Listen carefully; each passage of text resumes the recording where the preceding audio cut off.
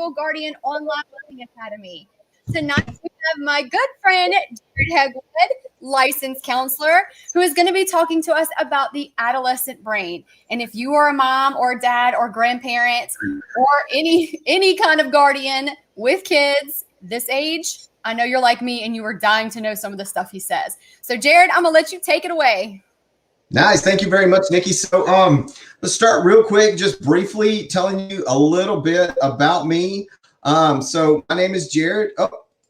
And did you lose my thing? Is it still playing?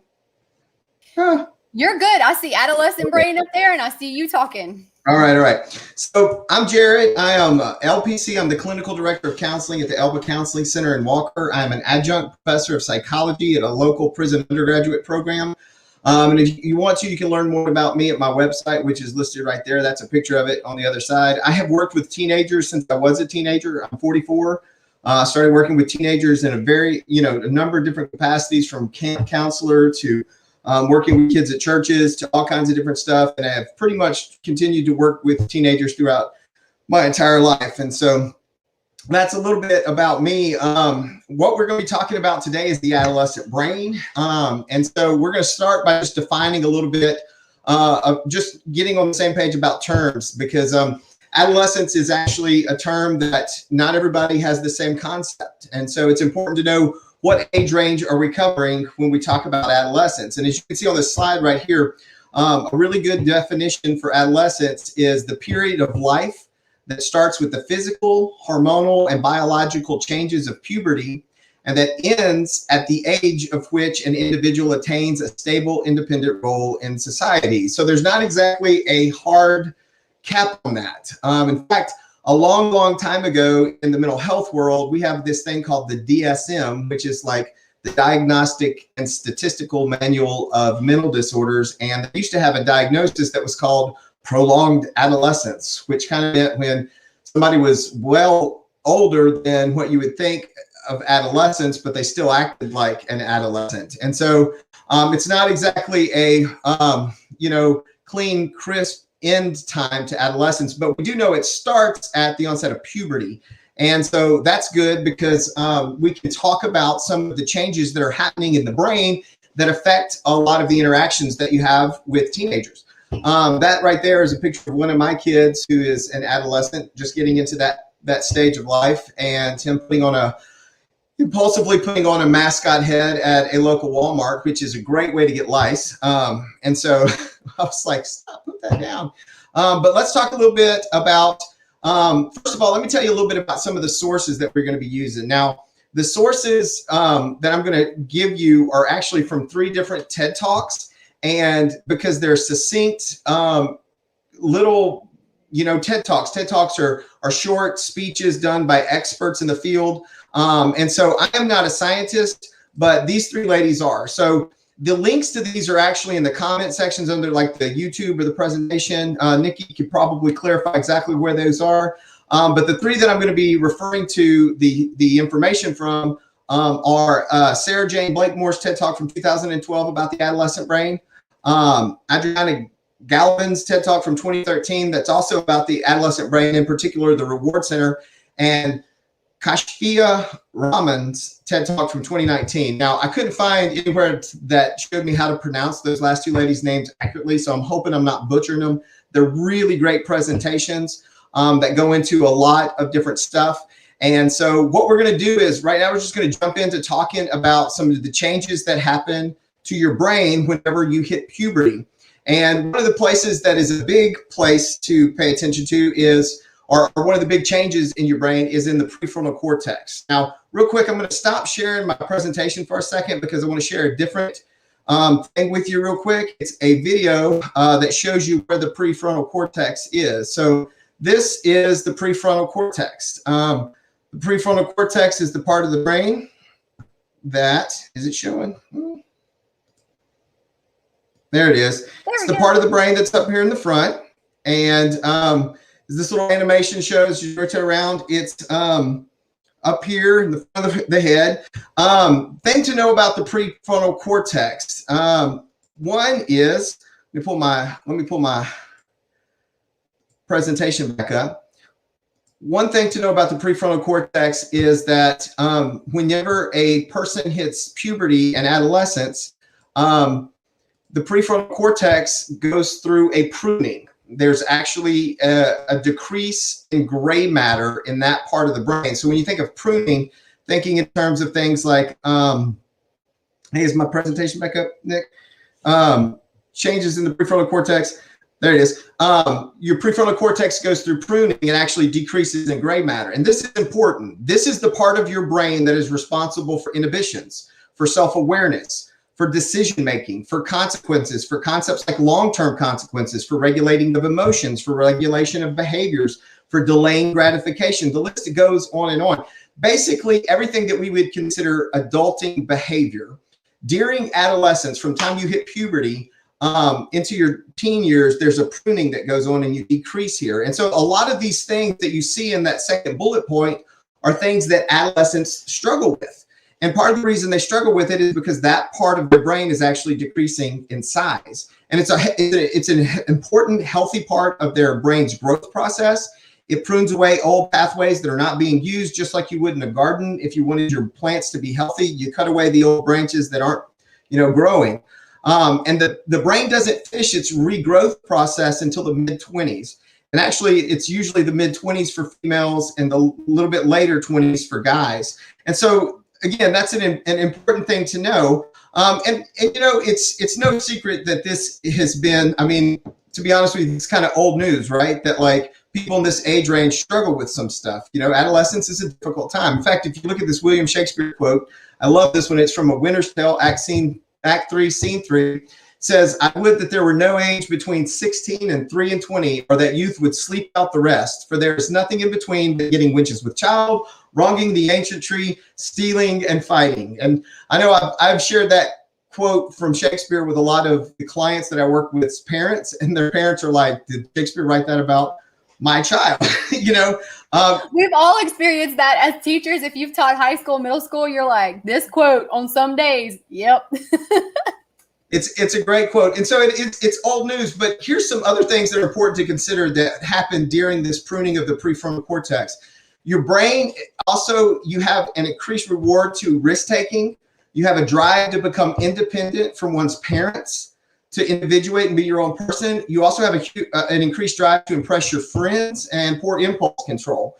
And so one of the reasons that this is significant is, like, at the same time that your body's going through hormonal changes, your brain also is not rewarding you as much for the approval of your parents and caregivers, because now you're kind of wired to individuate from them, to be your own person, get away from them.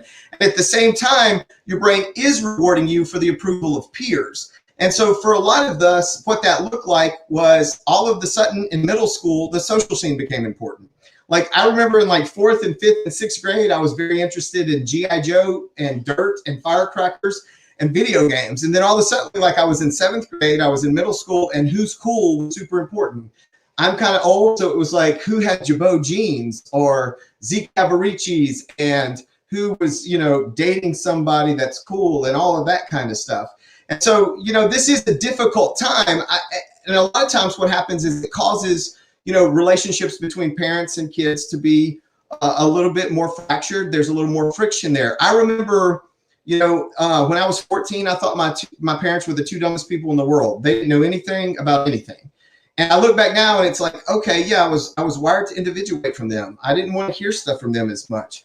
And so I was super concerned with impressing my friends. And even one of the things, whenever I'm talking to teenagers, I get teenagers all the time who say, like, well, I don't care what other people think. And I believe them. Intellectually, they don't care. But the problem is that during this time of development, your brain still rewards you for the approval of others.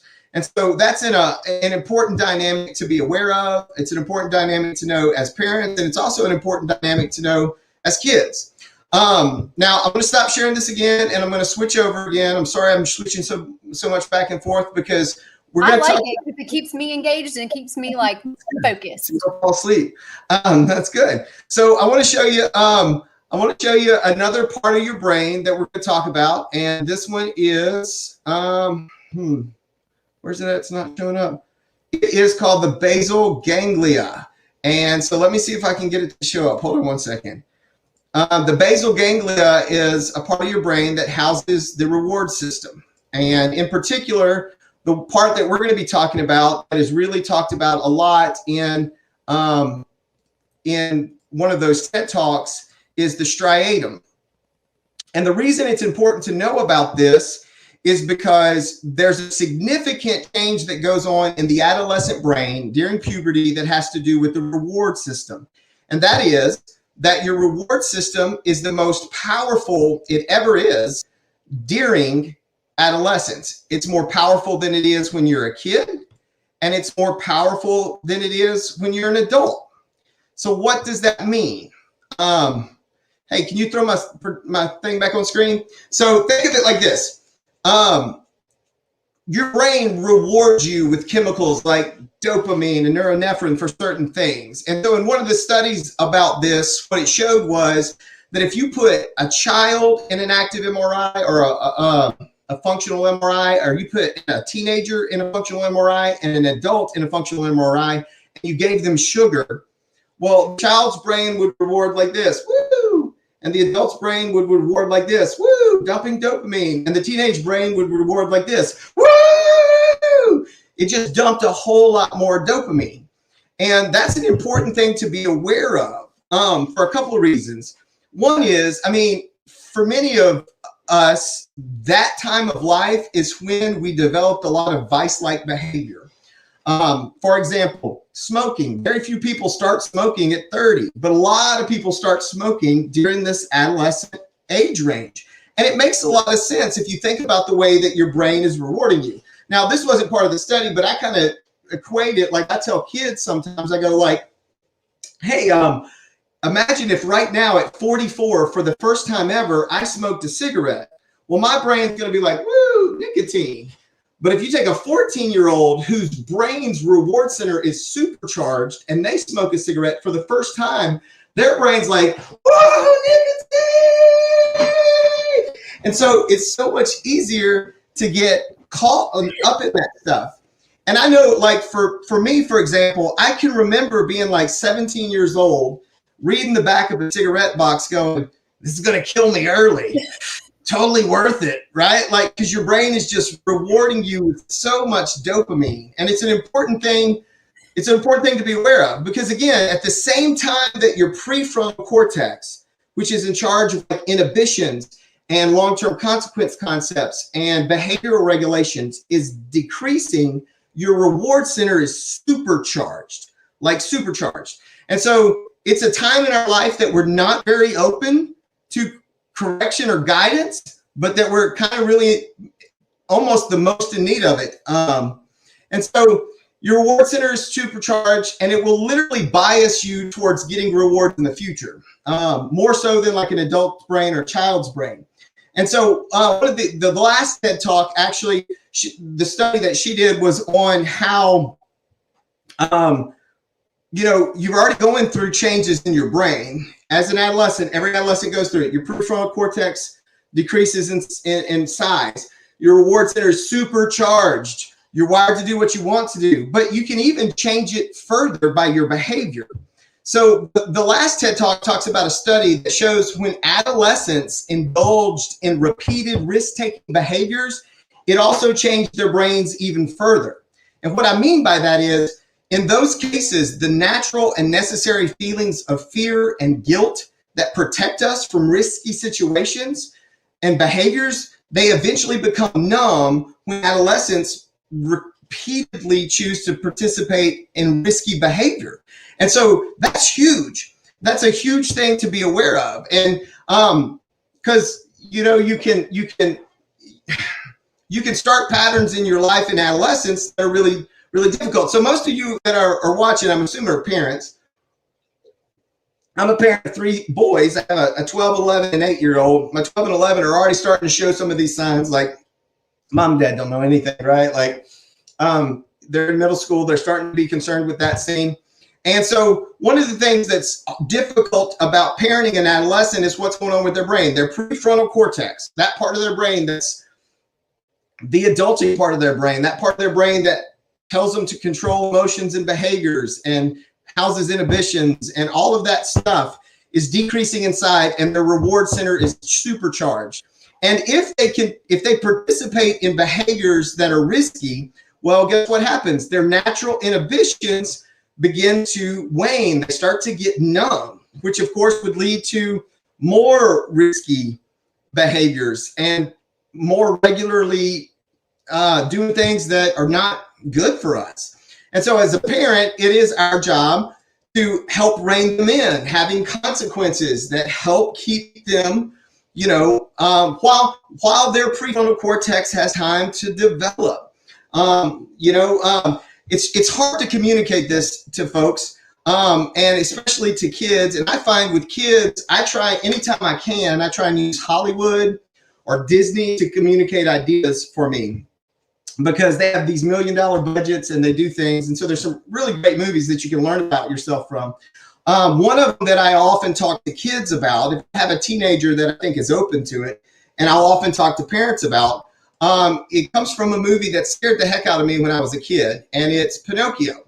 And so in Pinocchio, if you watch Pinocchio and you know a little bit about the guy that wrote it, apparently really didn't like children and tried to put in a lot of moral lessons into the movie. And one of the biggest ones that I feel like coincides with the stuff that we've been talking about and really helps to make in a very small package something that's easy to communicate is in Pinocchio. There's a time when Pinocchio ends up going off to the land of ease, the Pleasure Island, I think it is. And it's a land where you can do whatever you want. And I use this and I'll show it to kids and I'll go like, okay, let's talk about what's going on in this movie, because there's some really great lessons here. For one, I'm going to try and turn the volume down so you can't hear it too much so I can talk over it. They go to this place and they can literally do whatever they want and there are no consequences. Let me turn up the volume and see if you can hear it. Hurry.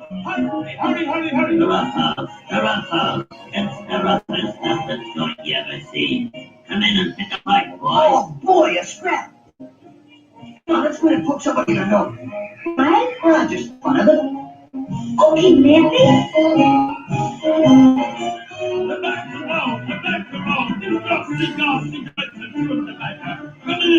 So literally what's going on here, can you hear that okay, Nikki? I don't know if that's coming across. Yes, I can hear it fine. Yep. So what's going on here is they're indulging in every one of their impulses. Eat as much as you want. There's no cost. Tear stuff apart. Break stuff down. Smoke as much as you want. Get in fights. Just indulge your impulses. Do whatever you want. And Pinocchio's conscience is Jiminy Cricket. And he's like, man, something is not right here. And what happens is, we fast forward a little bit. Jiminy Cricket is trying to leave the island. This is what he spots when he goes to leave the island.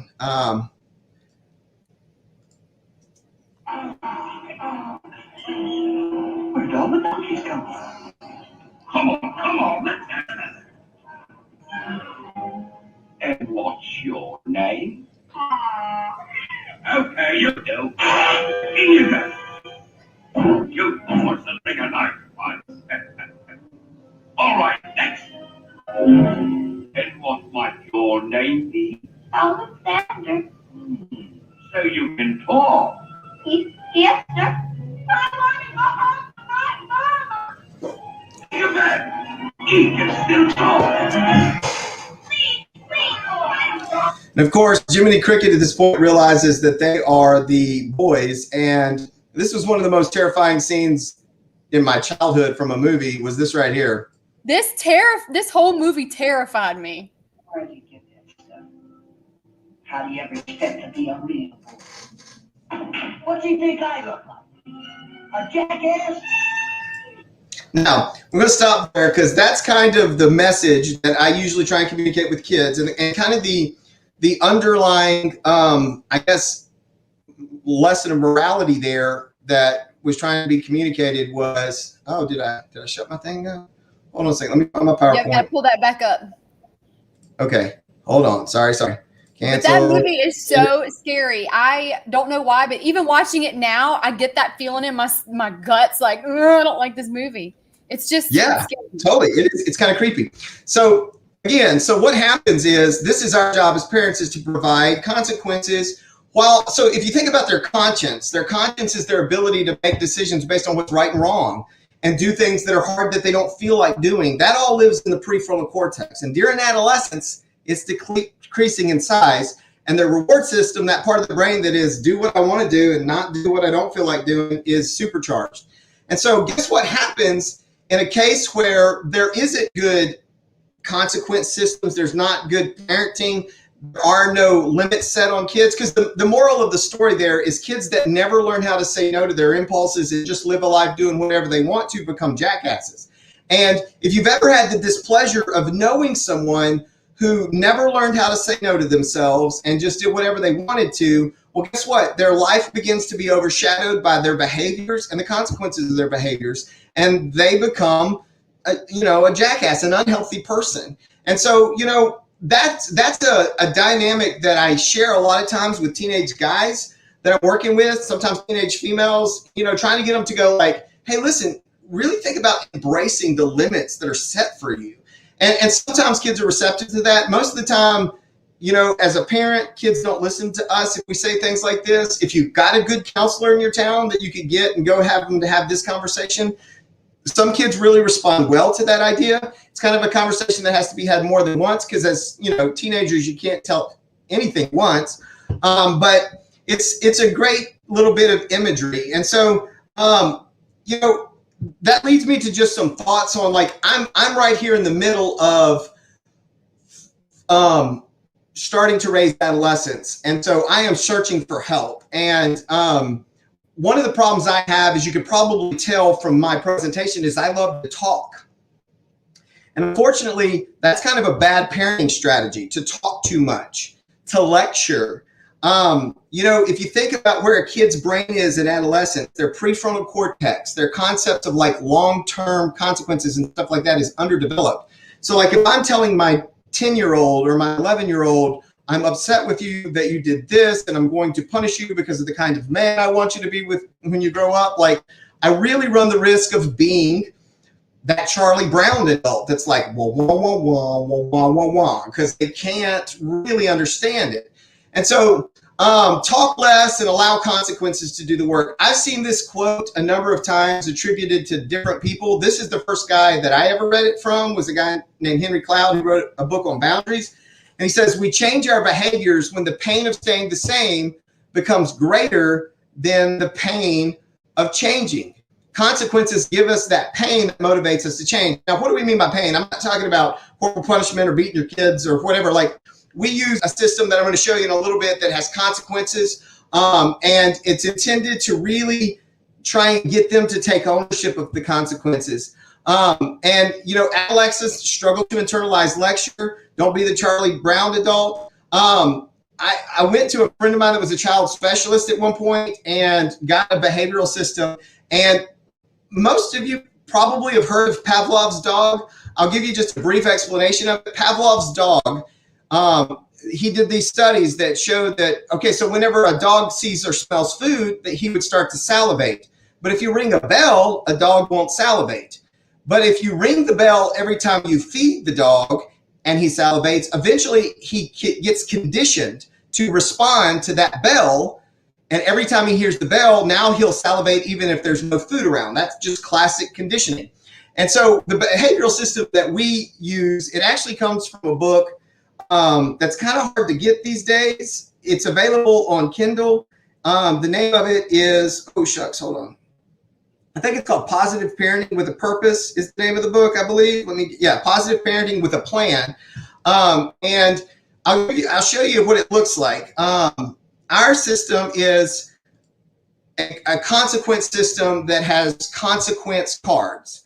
And so when one of our kids does something that they're not supposed to do, they get a consequence card.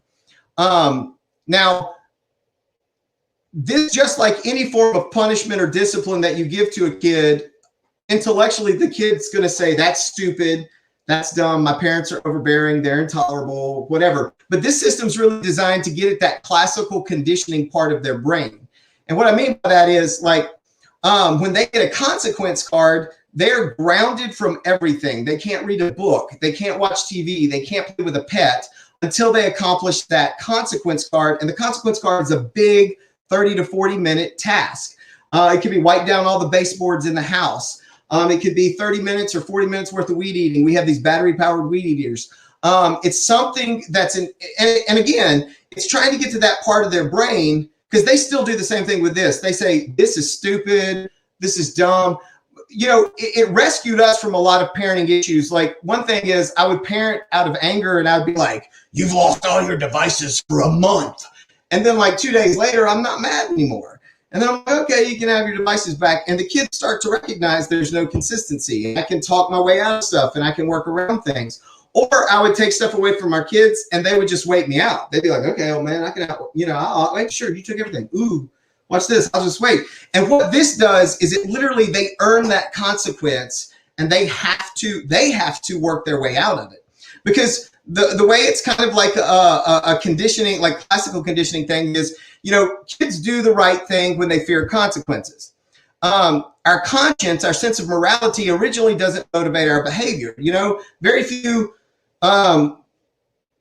early teenagers, sometimes children do, especially before their brain goes through the changes where they're wired to do what they want to do. If you teach them good morality, they will make good choices. But really, it's not a motivating behavior, a motivating factor for adolescents, that sense of morality. But with a good discipline system, you pair their sense of conscience, teachings about morality, what is right and what is wrong, with their fear of consequences, and they will do the right thing from their fear of consequences, but eventually be developed to be able to do the right thing because of their conscience. And so that's just an example of a behavioral system that incorporates classical conditioning. And I know for me, like, I've had so many times in having kids that I've eaten words, because there was a time that I was like, before we had kids, my wife and I got married and didn't have kids for 8 years. And we go to the holidays and I'd be like, my kid's never going to act like that, and blah, blah, blah. All that stuff, I've eaten it all. And I remember even when I had younger kids, I was like, my kids aren't going to act like that when they're a teenager, blah, blah, blah, not going to do it. But the problem is, even if I've taught them good morality, even if I've modeled it, you've got to be aware of what's going on in their brain. And so this is an analogy I use. If you think about a teenager's brain, like two football teams, the reward center of their brain as an adolescent, doing what I feel like and not doing what I don't feel like, is like a pro football team. And the prefrontal cortex, where like doing things for the right reason and because I should, is like a peewee football team. And when we say things like, well, I've taught my kid right from wrong and good morality, that's great. That's like having a great set of coaches. You really have taught them to know right from wrong. But the problem is that on the field, they're just completely overpowered.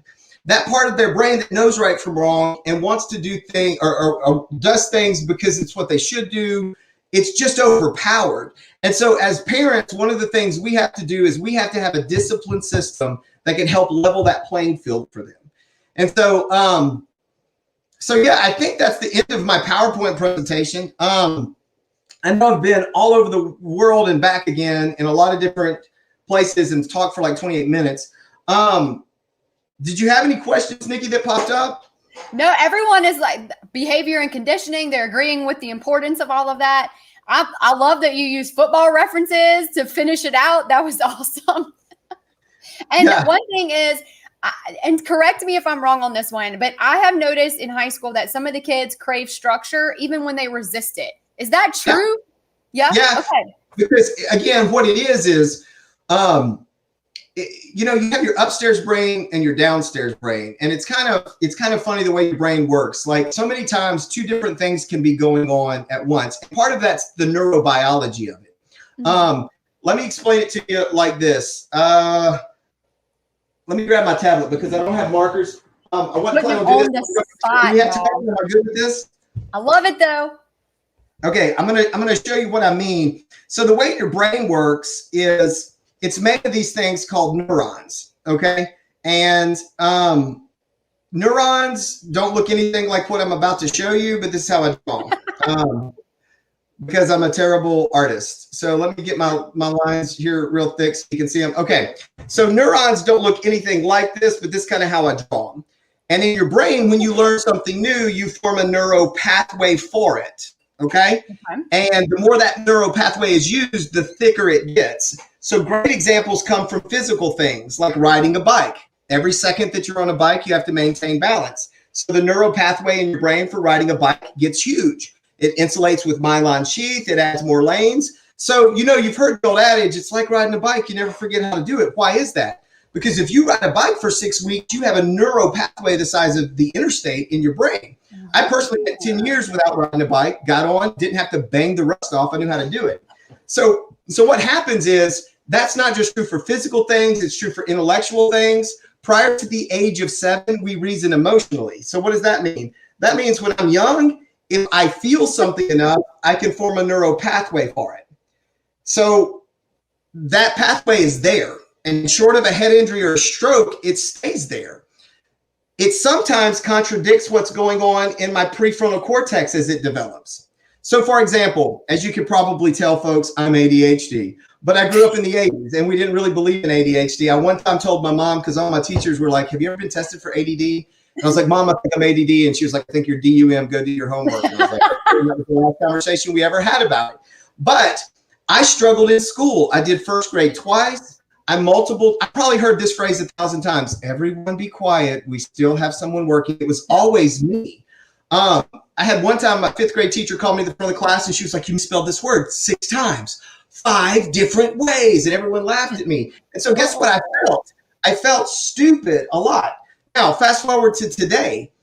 I'm 44. I have a master's degree. I teach adjunct psychology. I don't intellectually up here think I'm stupid, but if it gets triggered in the right way, I can feel overwhelmingly stupid and like I can't do that. That's for smart people. And so sometimes you've got 2 different things that are going on in your brain at once that are contradictory. And so you do have kids that do crave structure because structure feels like safety to them. Structure feels like direction for them. It feels like something that they know what they need to do to achieve. But at the same time, intellectually, their adults are stupid. And I'm more worried about impressing my friends than I am getting approval from adults. And so both can be true at the same time. Does that make sense? Yeah, I think I learned a lot about myself just now. So, well, there's some good counselors. If you, but anyway, so I've talked a lot. It's 32 minutes in. I know we only have 45 minutes. If anyone has any questions, let me know. No, so good. So far, so good. All the TED Talk links from today are located in the comments below, and they will also be posted on our website. You can get to our website. Let me pop it up right here. Website right here to go and see the session again, see other sessions that we have coming up. We've got 2 more tonight. We've got a whole week load of stuff, so feel free to join us again at our next one or watch some of the ones that you've missed. Thank you guys so much. Thank you, Jared, for taking the time and educating us a little bit. This was amazing. You did a great job. Thank you so much for having me. I appreciate it. Thank you. Bye, guys.